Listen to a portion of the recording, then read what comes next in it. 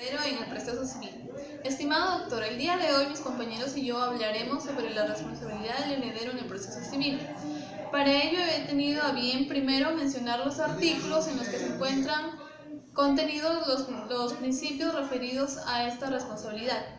En primer lugar tenemos el artículo 660, que nos habla sobre la transmisión sucesoria de pleno derecho. Esta se da desde el momento de la muerte de una persona cuando los bienes, derechos y obligaciones que constituyen la herencia se transmiten a los sucesores. Aquí se observa una dificultad operativa, pues si bien este artículo se menciona que la herencia se transmite inmediatamente con la muerte del causante, en el artículo 677 el legislador estableció que los efectos de aceptación y renuncia de la herencia se retrotraen a la apertura de la sucesión, observándose claramente una duda en cuanto a si lo que se transmite la herencia es la aceptación del heredero o la muerte del causante. Es por ello que a continuación veremos tres tipos de transferencia de la sucesión. En primer lugar tenemos la transferencia ex iure. Esta se da en el momento mismo de la apertura de la sucesión. Luego tenemos la transferencia mediante aceptación. Es decir, para esto se requiere que el heredero dé una declaración de su voluntad que quede registrada. Por último tenemos la transferencia mediante pronunciamiento judicial, es decir, el sistema jurídico exige una actuación jurisdiccional por medio de la cual se otorga la posesión de la herencia a favor del sucesor. Ahora, por otro lado, veremos que en este artículo también se podría inferir que el patrimonio transferido a los sucesores incluiría tanto bienes, derechos y por otro lado las obligaciones. Y sobre estas últimas se entendería de que el heredero tendría que responder con su patrimonio las obligaciones del causante. Esta duda se ve aclarada en el artículo 661 referido a la responsabilidad intra vires hereditatis, que menciona que el heredero responde de las deudas y cargas de la herencia solo hasta donde alcancen los bienes del causante.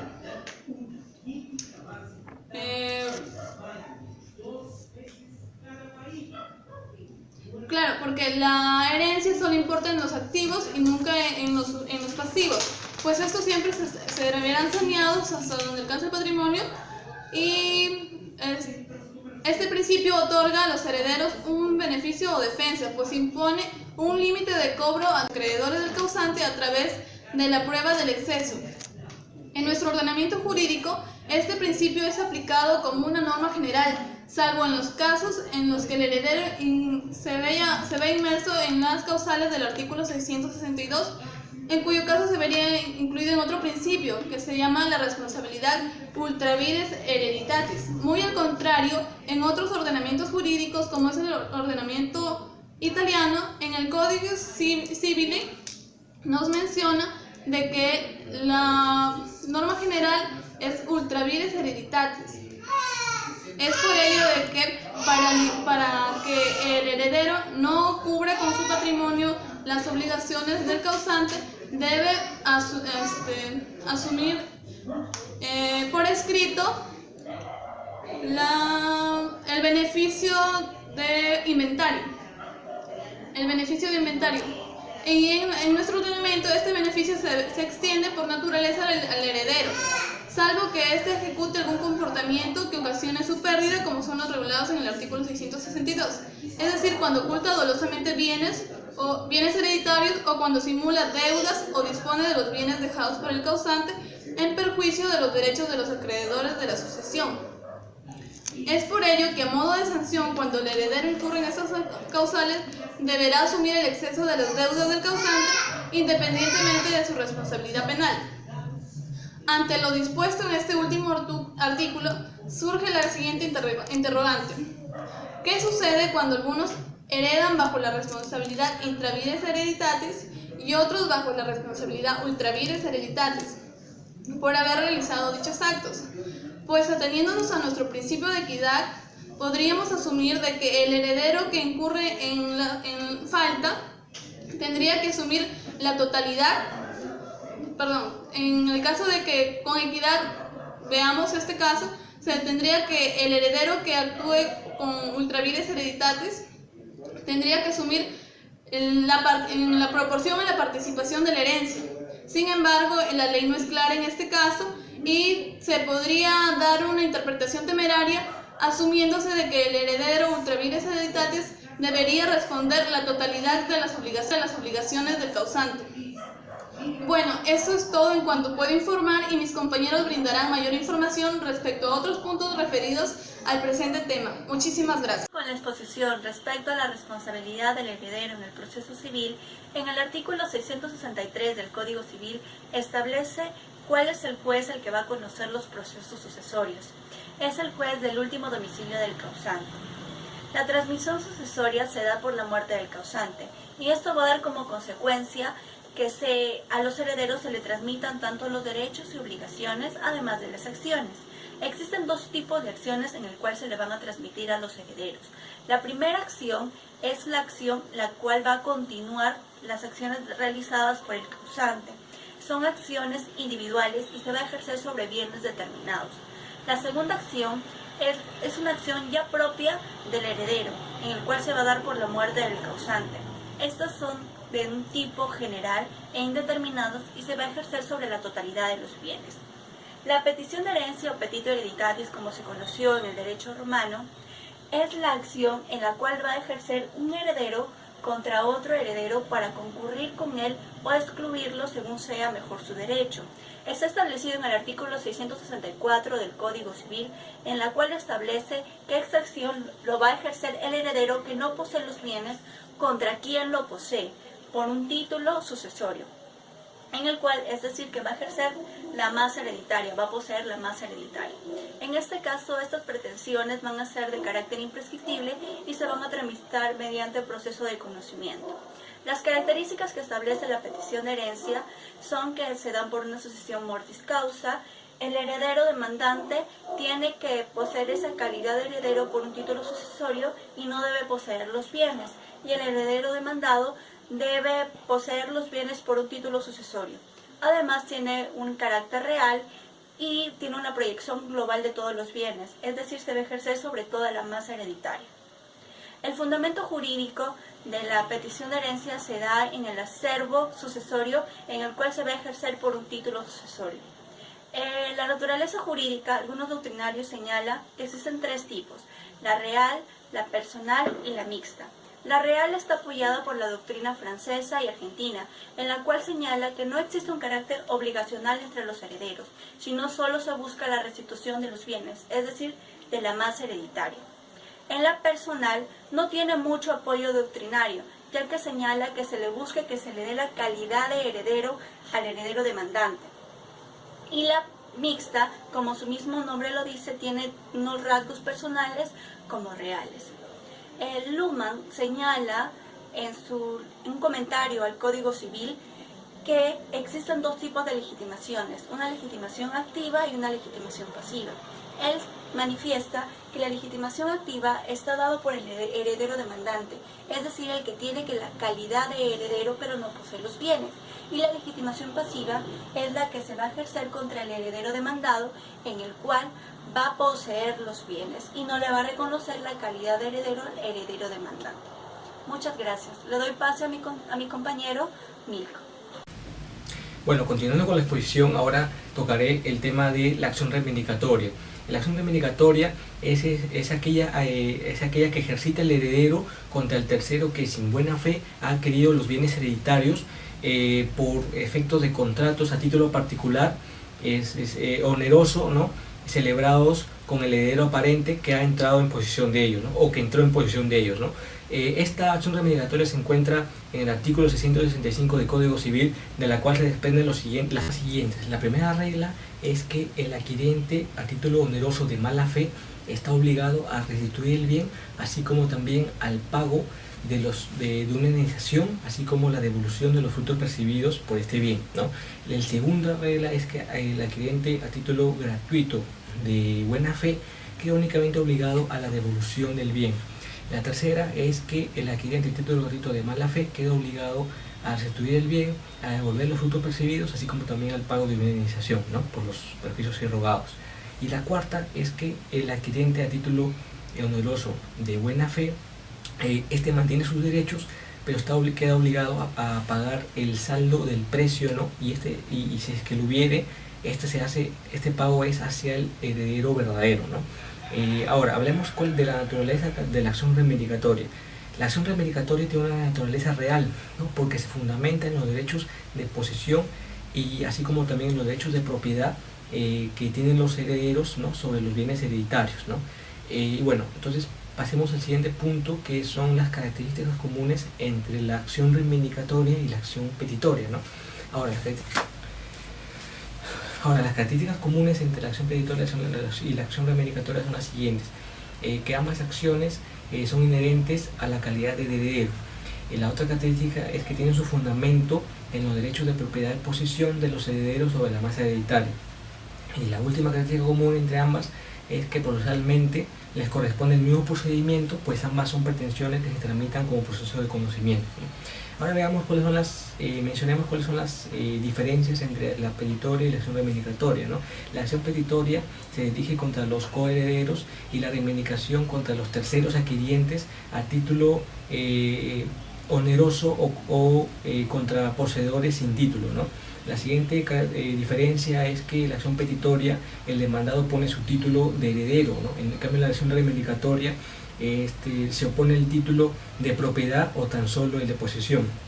La siguiente diferencia es de que la acción petitoria es imprescriptible, según lo que menciona el último párrafo del artículo 664 del Código Civil, mientras que la acción petitoria prescribe los 10 años según el inciso 1 del artículo 2001 del Código Civil, ¿no? Y por último, la acción petitoria es a título universal y se refiere a la totalidad de los bienes de la herencia, mientras que la acción reivindicatoria es a título particular sobre determinados bienes, ¿no?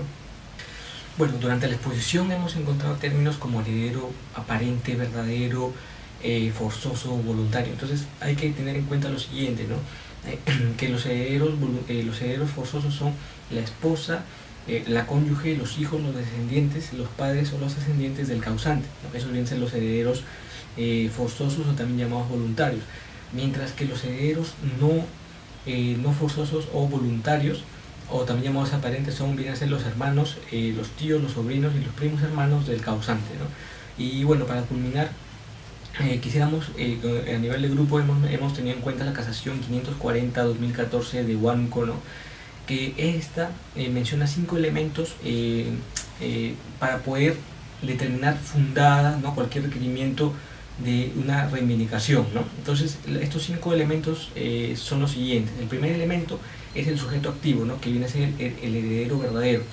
El siguiente elemento es que haya un objeto, ¿no?, y que este objeto sea el bien hereditario. El tercer elemento es que que haya un sujeto pasivo inicial, que este viene a ser el heredero aparente. El cuarto elemento es el sujeto pasivo final, que es el tercer adquiriente sin buena fe en caso de adquisición onerosa, y con ello no en todos los demás casos. Y por último, el último elemento es que hay un acto, ¿no?, y que este acto sea la transferencia por parte del heredero aparente a favor de un tercero, ya sea a título oneroso, gratuito o sin título, ¿no? Bueno, eso ha sido todo por mi parte. Doy pase a mi compañera Luisa. La sucesión testamentaria. La sucesión testamentaria es el acto jurídico en virtud del cual una persona va a disponer tanto de sus bienes patrimoniales como de otros asuntos que le atañen para después de su muerte. Cuando hablamos de otros asuntos que le atañen, ¿a qué asuntos nos estamos refiriendo? Nos estamos refiriendo incluso a asuntos netamente personales, como lo son el nombramiento de un curador o tutor, la disposición de sus órganos y también el reconocimiento de un hijo extramatrimonial. Lamentablemente, la sucesión testamentaria es la que menos frecuente se da y quien termina ordenando la disposición o qué hacer con este patrimonio es la sucesión legal, en la cual no hay realmente la manifestación del causante, la manifestación de voluntad del causante. Ahora, vamos a hablar de las características de la sucesión testamentaria. Como característica primordial tenemos que es unilateral, pues se necesita únicamente la voluntad del testador. Es revocable porque el testador puede cambiarlo en cualquier oportunidad que lo desee. Es individual porque no se puede dar de manera conjunta. Es formal porque tiene ciertas formalidades exigidas por ley. es personal e indelegable, puesto que solo el testador puede manifestar su voluntad y es netamente personal la realización de este testamento. Requisitos de la sucesión testamentaria. Los requisitos de la sucesión testamentaria aparecen en el artículo 695 del Código Civil y son los siguientes. Primero, que deba ser escrito. Segundo, que figure tanto la fecha y el lugar del otorgamiento. Tercero, que aparezca el domicilio, nacionalidad, estado civil y nombre y firma del testador. En caso este no pudiese firmar, lo hará a ruego el testigo testamentario. También debe señalarse el nombre exacto del legatario o del heredero. Ahora, hay ciertas formalidades que son específicas para cada clase de testamento. Como sabemos, tenemos dos clases de testamento, los ordinarios y los especiales. Como ordinarios tenemos el testamento a sobre cerrado o testamento cerrado, el testamento hológrafo y el testamento por escritura pública. Y de manera especial tenemos el testamento marítimo, el testamento militar y el testamento de los peruanos que se encuentran en el extranjero. Continuando con la exposición, tocaré el tema de sucesión intestada, en los cuales encontramos conceptos doctrinarios. Como para Castán Tobeñas, puede ser definida la sucesión intestada en nuestro derecho como la sucesión hereditaria que se difiere por el Ministerio de Ley, cuando faltan en todo o en parte los herederos testamentarios. Muy similar es la definición contenida en la Enciclopedia Universal Ilustrada Europeo-Americana, en la única diferencia que indica que a falta del testamento y no de herederos testamentarios se enfoca en el instrumento más que en las personas. Similar concepto dan diversos autores, entre los que se encuentran Luis Díaz Picasso y Antonio Gullón en su obra Sistemas de Derecho Civil, Manuel Osorio en su obra de Diccionario de Ciencias Jurídicas, Políticas y Sociales y Xavier Cálagán Muñoz en su obra de Compendio de Derecho Civil, Manuel Albaladejo en su obra de Compendio de Derecho Civil y Córdoba Solari en su obra de Derecho Sucesorio y Adrián Zelaya Ibarra en su obra de Derecho de Sucesión Intestada, quienes complementan únicamente la definición anterior, agregando que a falta del testamento válido y eficaz y que la inexistencia del mismo puede ser parcial o total. Otros autores como Roberto Ortiz Urbina en su obra de Derecho de Sucesiones, Jorge Omafa en su obra Manual de Derecho Sucesorio, Marián Núñez en su obra Panorama General de Sucesión Intestado en el Derecho Común y Eduardo Zanoni en su obra Manual de Derecho de Sucesiones, si bien la definen como aquella que es deferida por la ley a falta del testamento eficaz, hacen énfasis como elemento principal de la definición el origen de la sucesión. Existe un grupo de autores que, además de aportar los elementos de las definiciones anteriores, agregan a la definición objeto de sucesión que, de acuerdo a su criterio, va enfocado a garantizar que el destino que tendrán bienes del causante ahora que está fallecido. Fundamentos de la sucesión. Son dos básicamente. Los fundamentos se han intentado dar a una sucesión intestada, que se puede dar el subjetivo y el objetivo. El subjetivo se basa en la sucesión intestada en la presunta voluntad del causante, como si se tratara de un testamento tácito, a lo cual se ha objetado de una presunta voluntad referida a todos los testadores, no deja de ser una ficción. Y en el objetivo, según el cual el fundamento jurídico se encuentra en principios de orden familiar, que según son de carácter sociológico y según otros de carácter ético. Pero este fundamento deja sin explicar el Estado sea preferido a muchas personas que en un sentido amplio se encuentra dentro del ámbito familiar. Pero todo ello, en algunos autores, Díaz Picasso entiende que el fundamento de la sucesión intestada es definida en el mismo que el fenómeno de sucesorio en general. La sucesión intestada. Esta figura se manifiesta como una persona fallece sin dejar un testamento y bienes, derechos y obligaciones del causante que son transferidos a sus sucesores. También se le conoce como la declaratoria de herederos o sucesión intestada. La herencia corresponde a los herederos legales cuando el causante muere sin dejar testamento o el que le otorgó ha sido declarado nulo o parcialmente ha caducado por falta de comprobación judicial o se declara inválida la desheredación. El testamento no contiene institución de heredero o se ha declarado la caducidad o invalidez de la disposición del que lo instituye. Tercero, el heredero forzoso muere antes del testador, renuncia a la herencia o la pierde por indignidad o desheredación o no tiene descendientes. Cuarto, el heredero voluntario o elegatario muere antes del testador o por no haberse cumplido con la definición establecida por este, o por renuncia o por haberse declarado indignos de los sucesos sin sustitutos designados. La declaración judicial de herederos por sucesión total o parcial intestada no impide al preterido de la declaración haga valer los derechos que le confieren el artículo 664.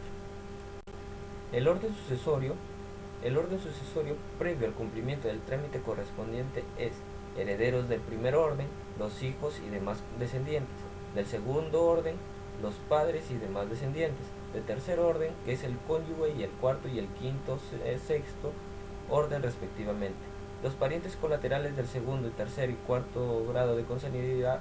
El cónyuge también puede ser heredero de concurrencia en los herederos de los primeros órdenes indicados anteriormente. Acta de sucesión intestada. Transcurrido un plazo de 15 días útiles contados desde el día siguiente del último aviso publicado, el notario extenderá una acta declarando la sucesión intestada del causante y como sus herederos a quienes hayan acreditado su derecho. Esta acta se protocolizará en el registro de escrituras públicas y se remitirán partes para su inscripción de registros de personas naturales, registro de sucesiones intestadas de los registros públicos. Gracias.